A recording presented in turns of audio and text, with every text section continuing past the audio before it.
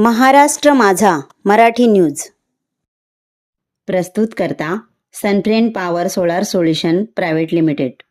प्रत्येक सणासाठी, प्रत्येक नात्यासाठी विश्वासाचं एकच नाव, ममता ज्वेलर्स उरण।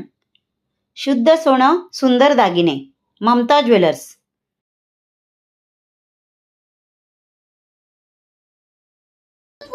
वक्तृत्व बहादर असलेले आमच्या महाराष्ट्र राज्याचे मुख्यमंत्री माननीय श्री देवेंद्रजी फडणवीस साहेब हे आपल्या शाळेत प्रवेशोत्सव या कार्यक्रमांतर्गत भेट देण्यासाठी आले आहेत। त्याच्याशी आम्हाला हितगुज करण्याची संधी मिळणार हे आमचे महाभाग्यच म्हणावे लागेल। प्रथमतः साहेब तुमचे पहा स्टुडिओ मध्ये मनपूर्वक स्वागत।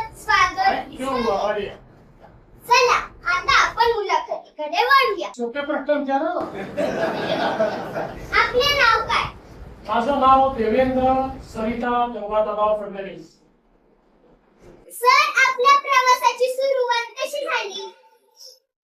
या प्रवासाची सुरुवात ही एक विद्यार्थी चळवळीतून झाली। ते मागे विद्यार्थी परिषदेमध्ये विद्यार्थ्यांच्या प्रश्न सोडवत मी इकडे आलो। आपल्या सामाजिक कामात कोणती मोठी आव्हाने आली आणि त्यातून आपण कसे मार्ग काढले? कुठल्याही सामाजिक कोणात आव्हान असतातच। जेव्हा तुम्ही समाजात आता काहीतरी करायचं असतं त्यावेळी प्रत्येक ठिकाणी ती व्यवस्था असते ती आपल्याला बदलावी लागते। व्यवस्था बदलताना त्याच्यामध्ये अडचणी येतात, पण आपल्यासमोर किती मूल्यमोठे आदर्श आहेत। छत्रपती शिवाजी महाराजांचा आदर्श आहे, तिथे स्वराज्याची स्थापना केली।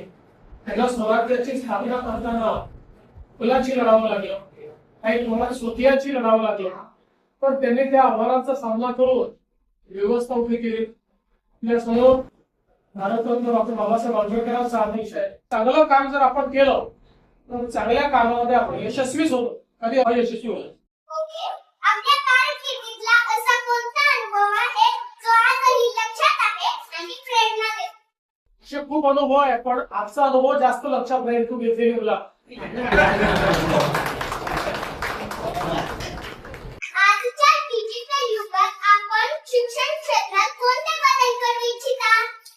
मला असं वाटतं की डिजिटल शिक्षण खूप महत्वाचं आहे आणि आज या शाळेमध्येच एक अतिशय सुंदर डिजिटल लॅबचं उद्घाटन केलं की इंटरॅक्टिव्ह आहे। त्याच्यामध्ये विषय देखील आपल्याला श्राव्य माध्यमातून पाहायला मिळतो, त्याच्यानंतर त्याच्यावर प्रश्न देखील आपल्याला विचारता येतात आणि त्याच्यावर आपल्याला परीक्षाही देता येतात।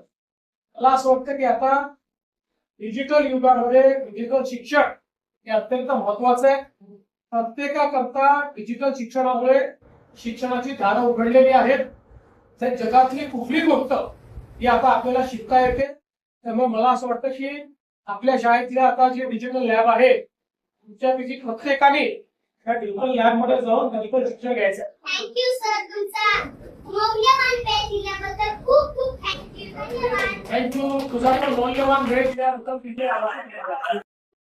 ह्या चॅनलला लाईक करा, सबस्क्राईब करा आणि पाहत रहा महाराष्ट्र माझा मराठी न्यूज।